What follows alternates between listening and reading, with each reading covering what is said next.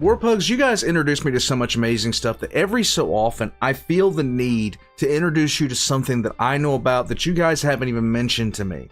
And this is one of those things. Now, I have seen some incredible things as far as, concept, as far as editing, as far as, ideas that you guys have shared with me. And I've also put myself out there with my lore videos, but there are times where I see, come across something that just completely wows me. And this is one of those creators. Now,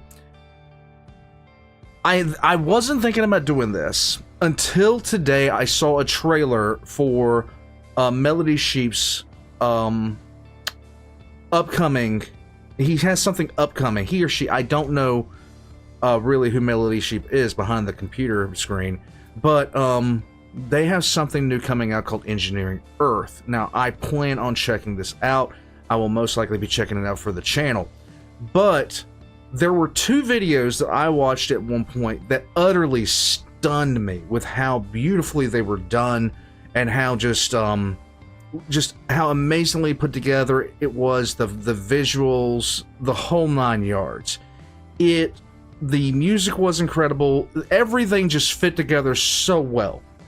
And that was Melodysheep's time lapse of the universe. If you've never seen that before, I've watched it probably 150 times at this point right now, and I'm not exaggerating. I'm probably understating that amount. It is one of the best things that I have ever seen as far as anything. It is one of the best things I have ever seen. And in this, it's just a time-lapse universe from the Big Bang onwards. And it's done it's done in 4 minutes and 30 some seconds.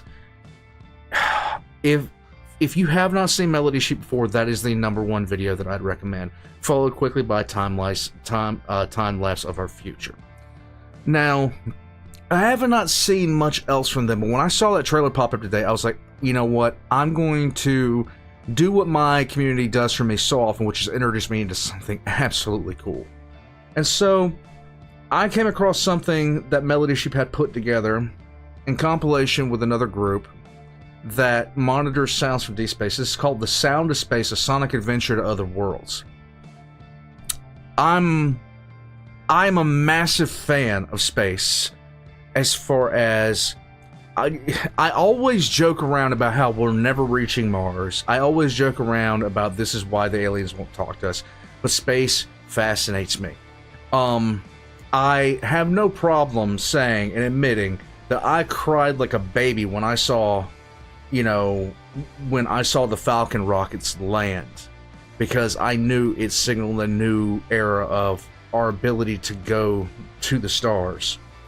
And I am hoping that, I'm here long enough to see us reach new heights and see so many new things, because I've always been fascinated with space ever since I was a child.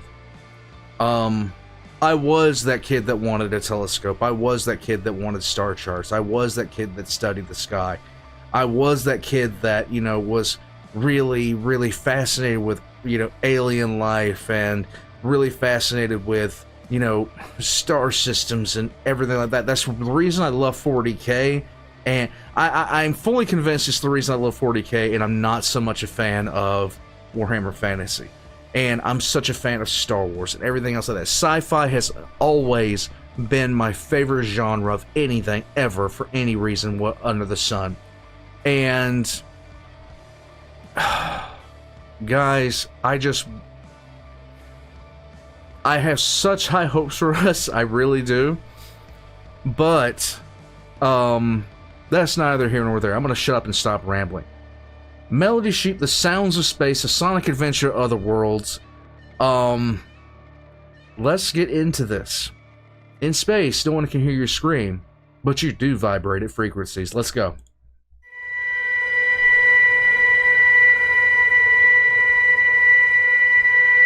And no, I have not seen. I don't ever check out something I've seen before. I found something that I hadn't seen before. 20,000 hertz and Melodysheep. Let's go.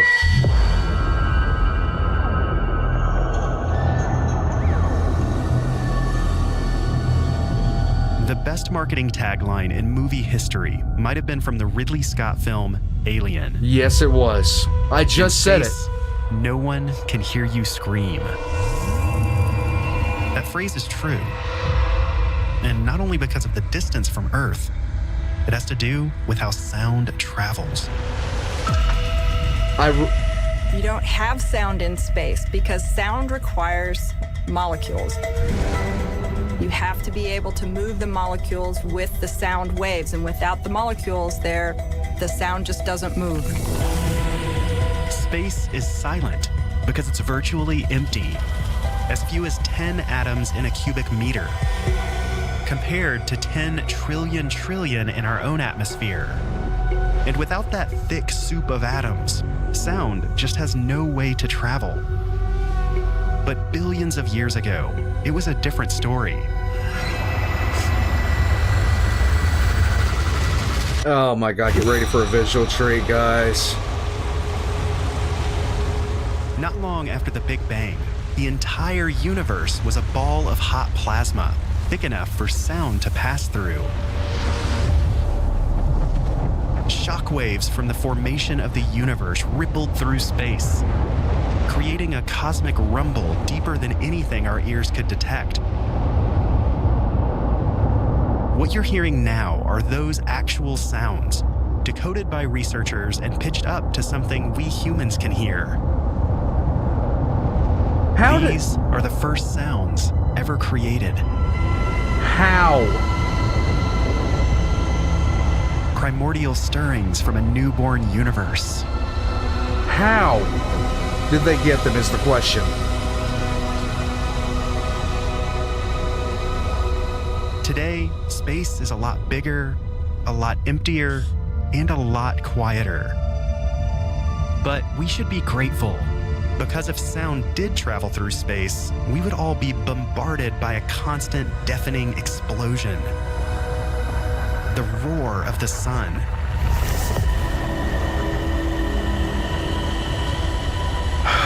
Every moment, our sun blares trillions of watts of sound energy through its turbulent surface. If it wasn't muted by the vacuum of space, that sound would be as loud as a jackhammer here on Earth.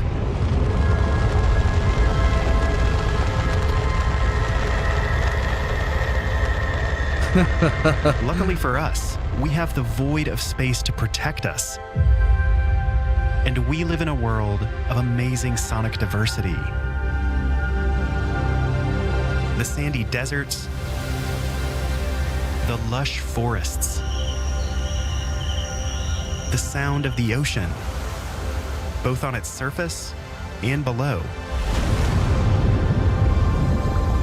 Our home planet is a rich soundscape because our ears are perfectly in tune with it.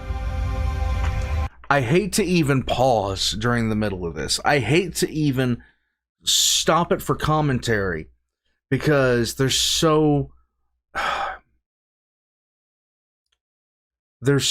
much that I want to say.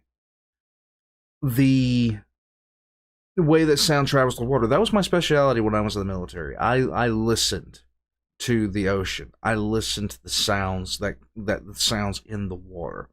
And with the density of water compared to air, you can hear things from incredible distances away. You can hear, like, I would sit there late at night and listen to shrimp on the ocean floor. I just listen to shrimp. Listen to dolphins, like, miles away. Listen to, you, every once in a while you'd pick up a whale. Like, and you didn't even try to measure how far away it was. That's how far away it was. And the low resonance. Now I'm wondering where that sound that was played at the beginning comes from. Where they got that. How they got that. But low resonant sound, oh god, low resonant sound is when there's enough of it, the air simply vibrates for you. It's different. But our little island of sound isn't the only one. There are whole other worlds of sound out there, in the skies, the oceans, and the rocks of other planets, and far beyond.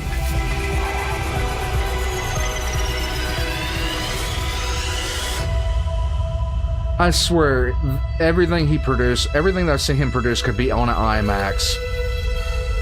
Basics, yay!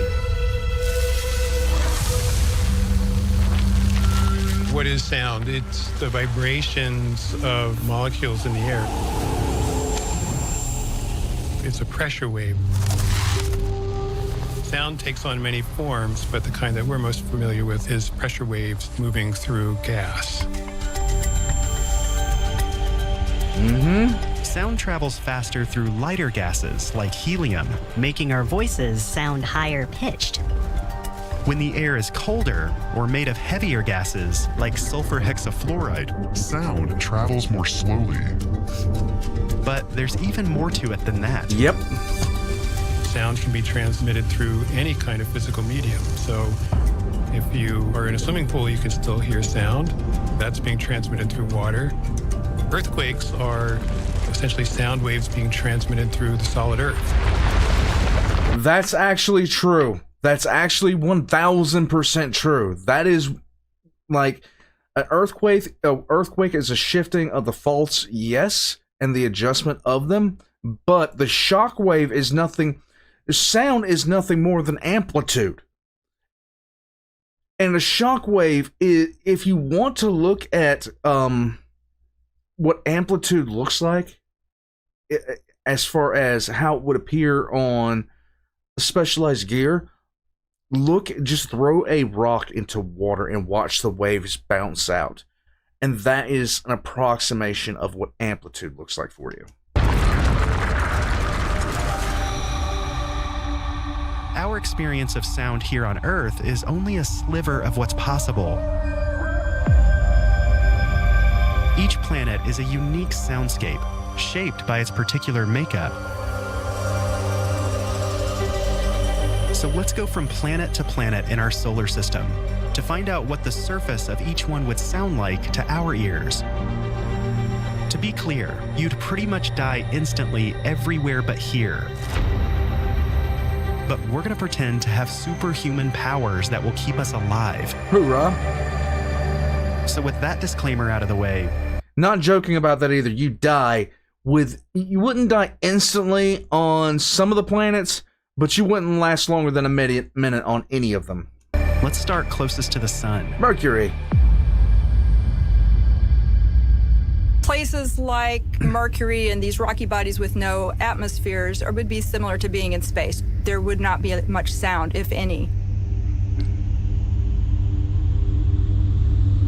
With its near vacuum surface conditions, it might seem like Mercury would be completely devoid of sound. But it's there. Not in the air, but in the rocks. Scientists have found evidence that the planet is seismically active. So if you put your ear against the ground, you might catch the sound of something strange. A Mercury quake.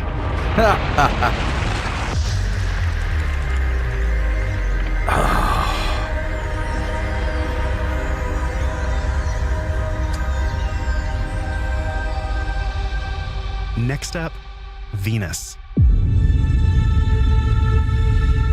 Because you have this really dense atmosphere, much denser than Earth's, the sound would tend toward what things sound like when you're underwater. I If you don't doubt imagine that. something in between air and water, that kind of density. You're running your hand through that, and you would feel that.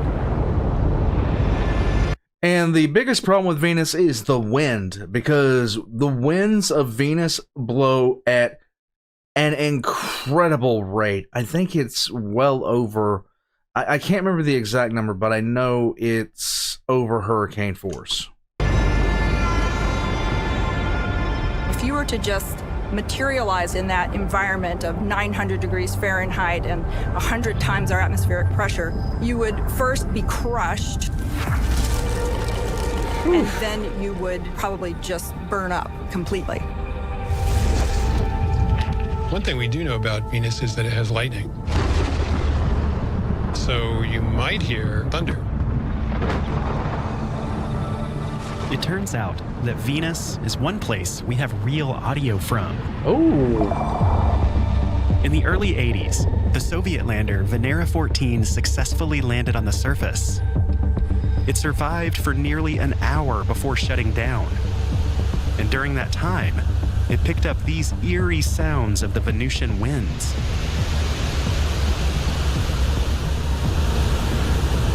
But what about something more human? What would my voice sound like? The denser atmosphere would tend to lower the pitch, but the hotter air would act to increase the speed of sound, making my voice sound higher. It's a strange scene to imagine. That's so sick. I'm on Venus, in this ethereal world that's a mix between a gas-like atmosphere and water. I'm almost floating. My voice, the thunder. It's all slightly muffled and distorted as it travels through the thick atmosphere.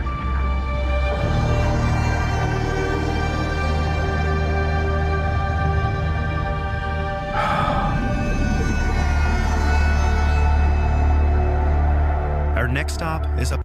You know what? To be honest with you, Venus is like, so when people talk about runaway climate change, when people talk about the possibility of runaway climate change, sometimes people point to Venus. Not always. And I'm not saying every person that talks about climate change is pointing to Venus. Some do, as an example of runaway global warming and what it could look like. And yeah, I mean, Venus is just it looks pretty on the outside. It's an absolute hellscape underneath. It's unbelievably, I just, if I won the lottery 6 times over, do you realize how many satellites I would want launched to just go and just orbit some of these planets, just to do constant live streams of the actual planetary surface itself. Polar opposite sonic environment. Mars. We will be able to colonize Mars way before we do Venus. Because the atmosphere on Mars is very, very thin compared to Earth's, and so there's just not very many molecules. The wind speed can get very high as hurricane force at the surface sometimes. So imagine 100-mile-per-hour wind on Earth, you'd be almost blown off your feet. If you were standing on the surface there in Mars, you'd feel it, but it would feel like a gentle breeze here on the surface of Earth. You wouldn't necessarily hear the wind itself. You would hear the dust that's being picked up, and it would be banging against the faceplate of your spacesuit. We wouldn't hear too much. Maybe if you were scuffling along on the surface, you could maybe very faintly hear that sound as you were clawing at the ground.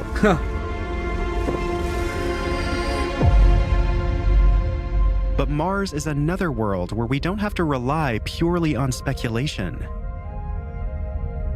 After sending robots for decades, we finally received the first real audio from the surface of Mars, recorded by the Perseverance rover in 2021. Listen to that. These are the sounds of the Martian winds and the clunk of the Listen rover's to that. wheels over the planet's surface. Sounds that our ancestors could have only dreamed of hearing.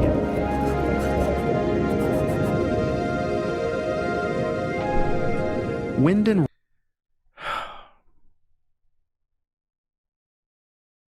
it's amazing to think about. It's intense to think about. Just don't think of it so much as audio. Just know where this comes from. And it's awe-inspiring.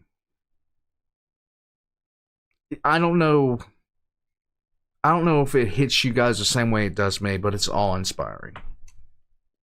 Rocks are one thing, but what would our voices sound like? In this thin atmosphere, speech would sound quieter and wouldn't travel as far. And while the low-density air would usually make our voices sound higher, the colder temperatures would slow down the sound, and the pitch would balance out. The biggest change would come from the composition of the air. The atmosphere of Mars is mostly carbon dioxide, which absorbs high frequencies. So our voices would become muffled and distant. If our voices don't carry far, how about a piano? Oh, come on.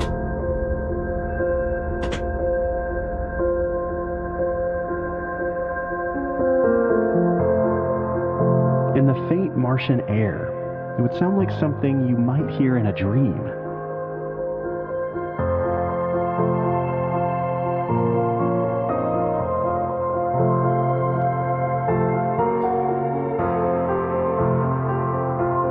It's unbelievable.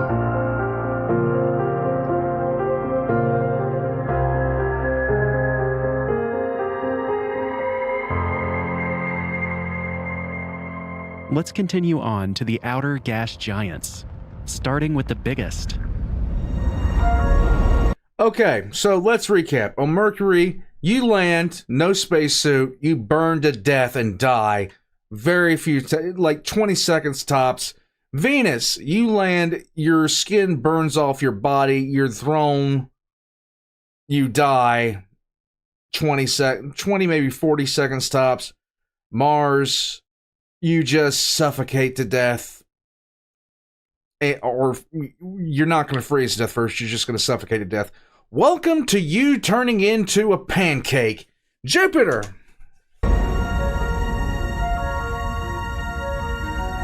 Jupiter doesn't have a solid surface. The whole planet is made up of gas that gets denser and denser the deeper you go, eventually becoming a liquid. You're already dead at that point. The pressure and temperature variations are what cause those beautiful swirling bands. Oh my God, look Depending at on that. where you were inside its layers, the soundscape would change drastically.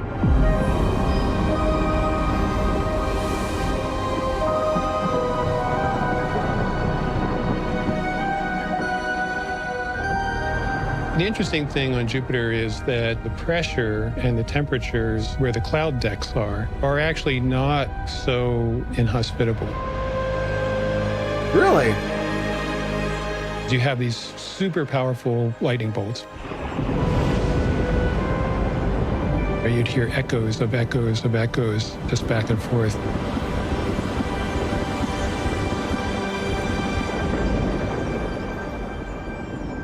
Saturn. So what about the rest of the outer planets? Like Jupiter, Saturn, Uranus, and Neptune are mostly made of hydrogen and helium. Those two gases are lighter than Earth's atmosphere, so our voices would generally sound higher pitched. But each layer of each planet would provide its own unique sonic experience. Different worlds of sound, from inside the raging storms of Saturn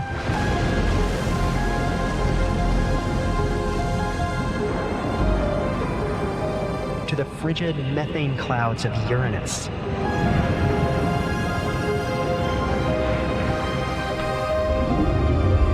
To the murky depths of Neptune.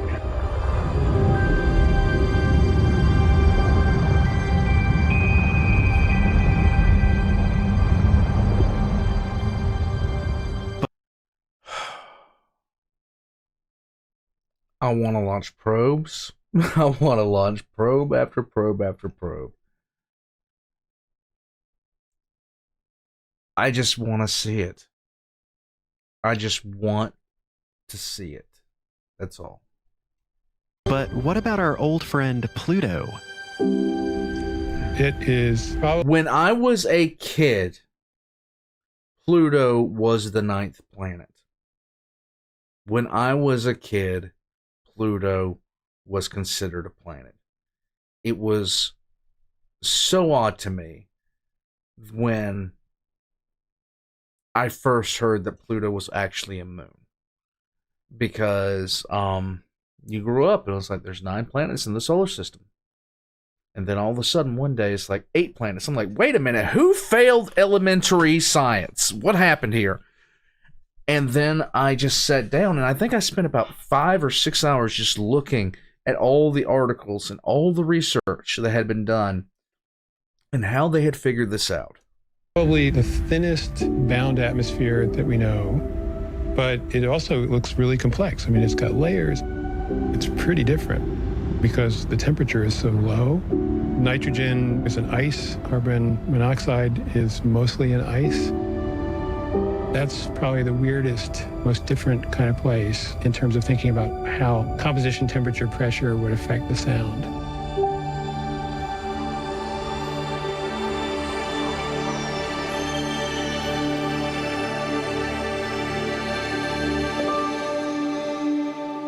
There's one more world worth a listen. Not a planet, but a moon. Saturn's moon Titan is the only one we know of with a true atmosphere. It's even thicker than ours, but it's freezing cold and it rains liquid methane. In 2005, the Huygens space probe recorded audio as it descended through the thick atmosphere to the surface. What you're hearing is incredible. The sound of the winds from a tiny moon nearly 1 billion miles away. If you were standing on its surface, the soundscape might be eerily familiar. You might hear the sound of flowing liquid methane. Not a waterfall, but a methanofall.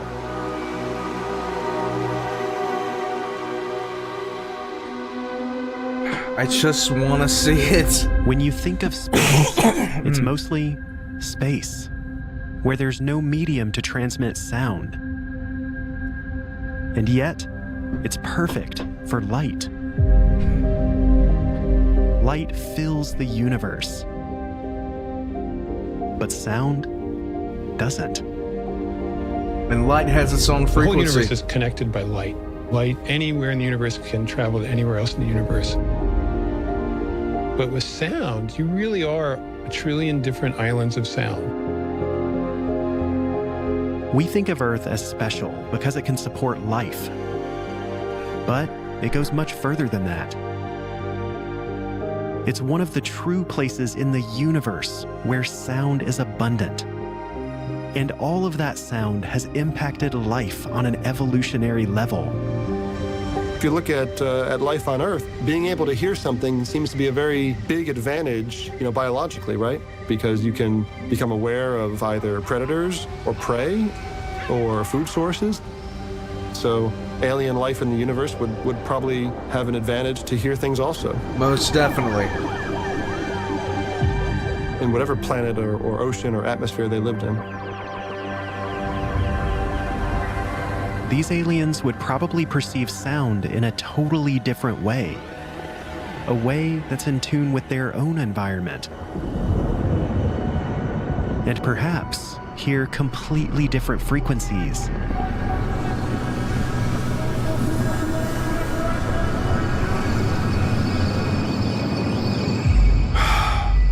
I just want to see it. Sound as we understand it is so unbelievably rare. Yet, it's abundant right here, within this thin blanket of atmosphere. But if we travel straight up, it goes away very quickly. It gets quieter and quieter until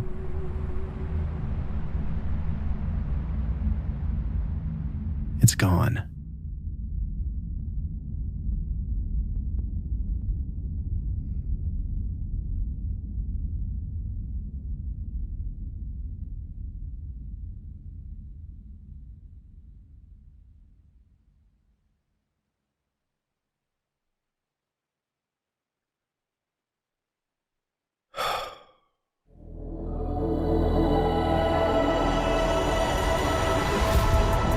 That was absolutely awesome.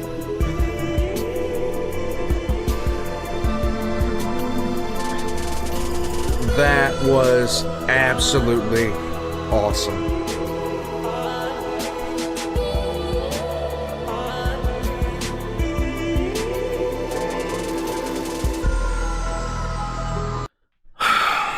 Warpugs, I am and always have been fascinated with space. I have always,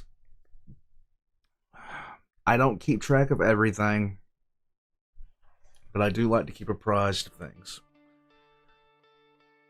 In my lifespan, we have done so much. We have done so much, but there is so much I want to see. I want to see us do before my time is done. And I wish that there was something that I could contribute to that in any way I possibly could. That's why I am just fascinated with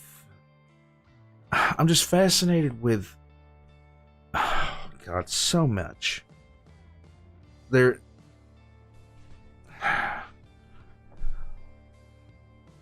Warpugs, I take this so seriously. The thought that one day we could be a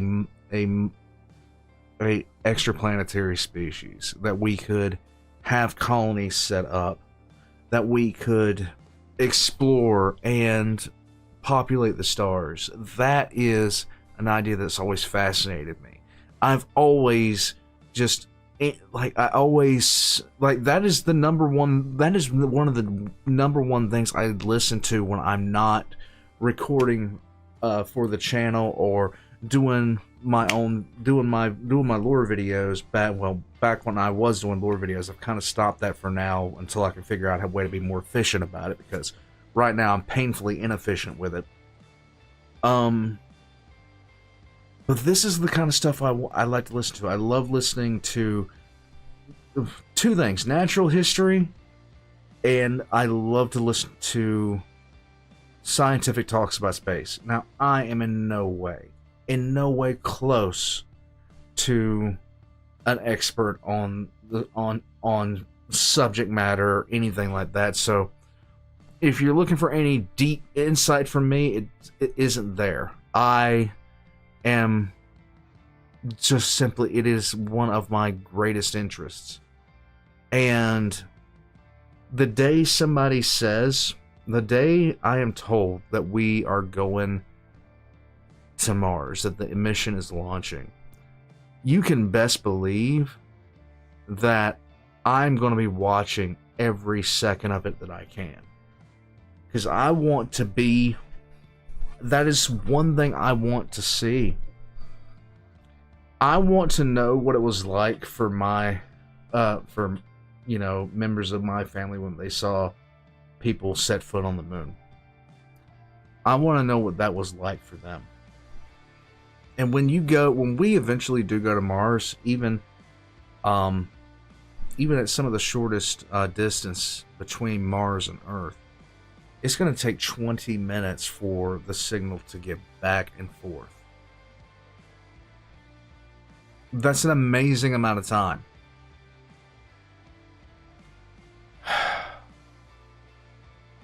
And things like this only heighten that sensation of wanting to see us go further and be further.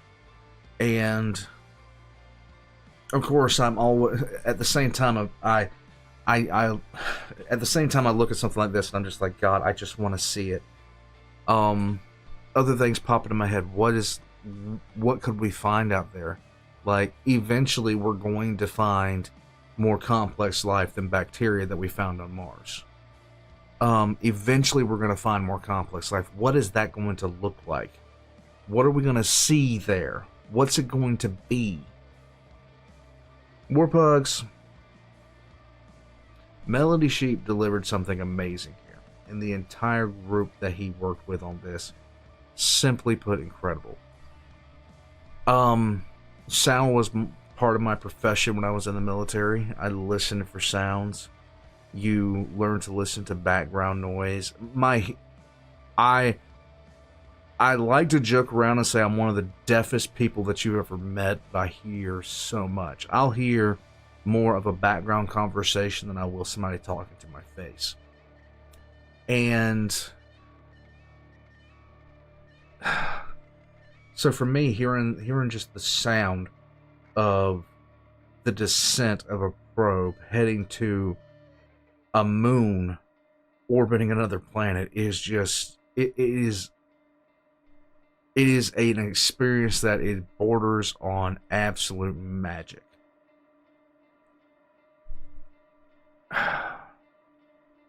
And one of these days I hope I get to watch someone go so I can see.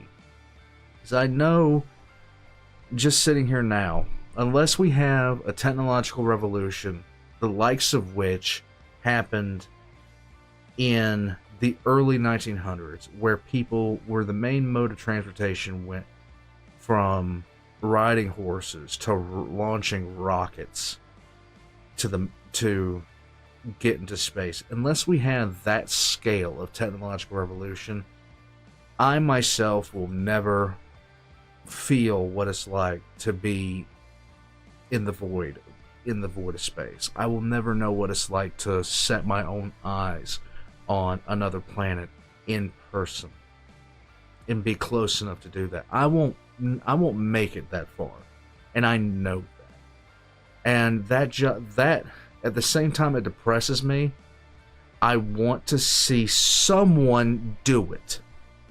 That's all that I want. In terms of for ourselves, because we need to do that. That needs to happen. There's a lot of, we've gotten so grounded on affairs here, and there's so much, like, the amount of problems that we could solve just by advancing to our technology enough to where we didn't have to rely on resources here. We could go out there for them. The amount of problems that we could solve.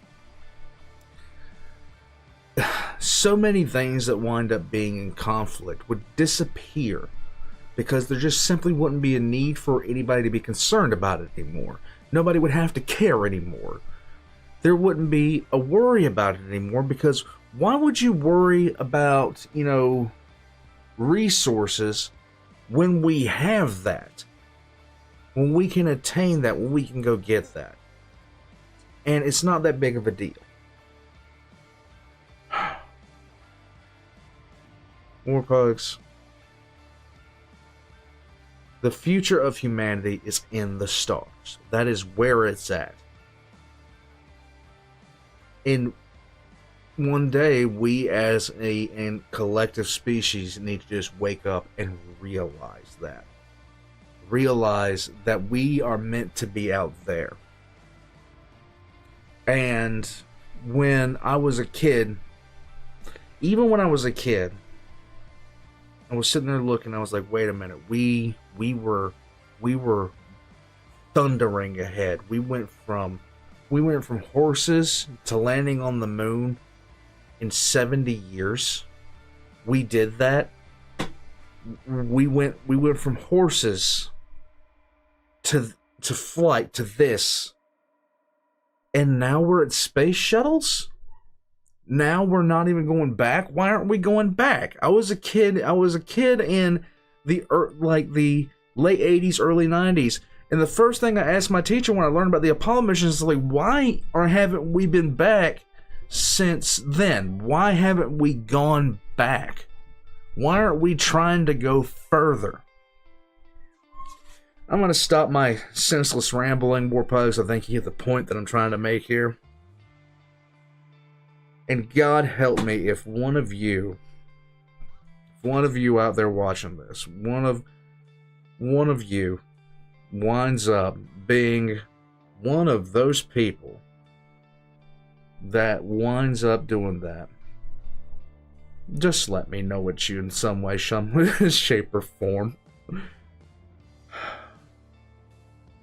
Because even better than seeing somebody